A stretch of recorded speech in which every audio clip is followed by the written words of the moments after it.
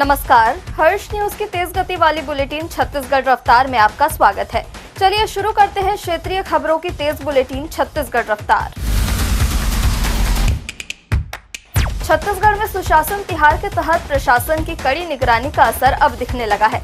शिकायत सही पाए जाने के बाद शराबी शिक्षक के खिलाफ निलंबन की कार्रवाई की गई है। संभागीय संयुक्त संचालक शिक्षा संभाग रायपुर ने आदेश जारी किया है।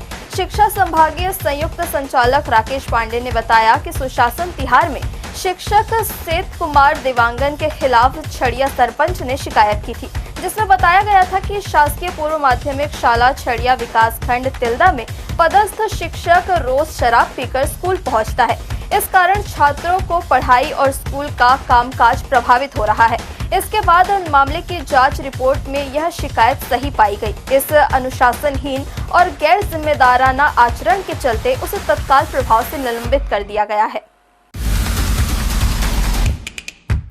वेस्टर्न डिस्टर्बेंस के असर से छत्तीसगढ़ में अगले 3 दिन गरज चमक के साथ तेज हवा चल सकती है।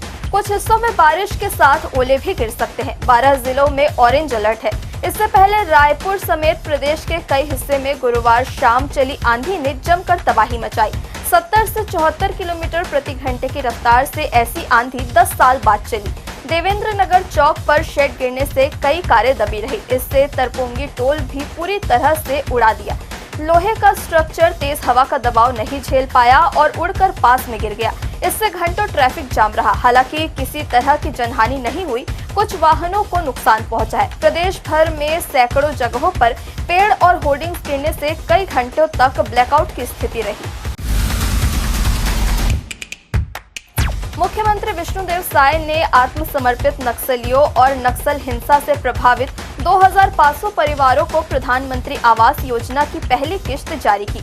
बता दें कि छत्तीसगढ़ के विशेष आग्रह पर केंद्र सरकार ने ऐसे परिवारों के लिए 15,000 आवास स्वीकृत किए हैं। कुल 10 करोड़ रुपए आज हितग्राहियों के खातों में अंतरित की गई।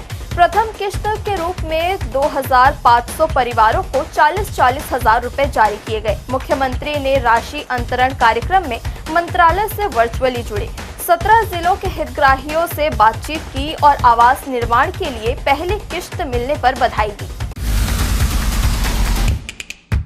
छत्तीसगढ़ सरकार ने किसानों से 3,100 रुपए यानी 3100 रुपए प्रति क्विंटल में धान खरीदा, लेकिन अब नीलामी में रेट इतने गिर गए कि 2,000 रुपए तक की बोली आ रही है। यानी सरकार को हर क्विंटल पर करीब 1,000 रुपए का घाटा उठाना पड़ रहा है।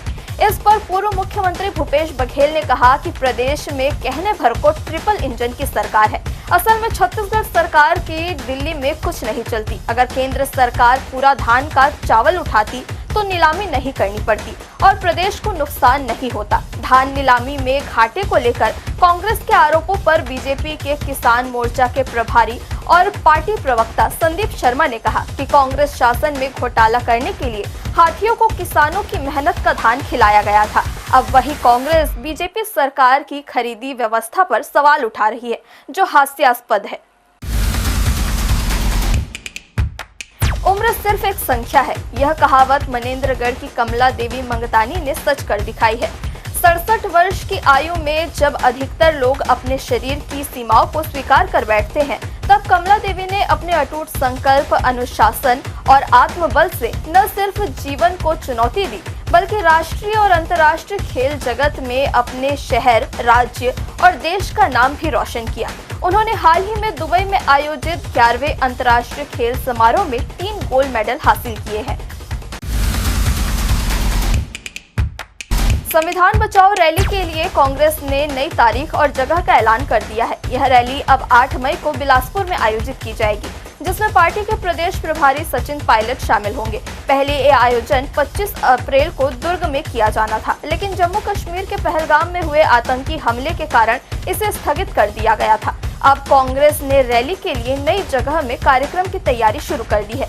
इसके लिए पीसीसी अध्यक्ष दीपक बैज बिलासपुर के लिए रवाना हो गए हैं। तैयारियों को लेकर शनिवार को एक बैठक भी रखी गई है।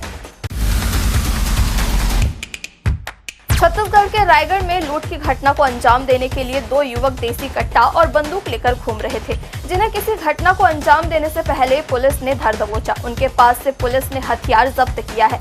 मामला जूट मिल थाना क्षेत्र का है। मिली जानकारी के मुताबिक पुलिस को सूचना मिली कि 2 युवक देसी कट्टा और सिंगल बैरल की बंदूक लेकर ट्रांसपोर्ट नगर क्षेत्र में घूम रहे हैं। सूचना मिलते ही पुलिस की टीम ने उनकी खोजबीन शुरू कर दी, जहां ट्रांसपोर्ट नगर अमली भौना रोड पर 2 संदिग्ध युवक घूमते नजर आए। पुलिस को देखकर दोनों युवक खेत में भागने लगे, लेकिन पुलिस ने घेराबंदी कर उन्हें पकड़ लिया।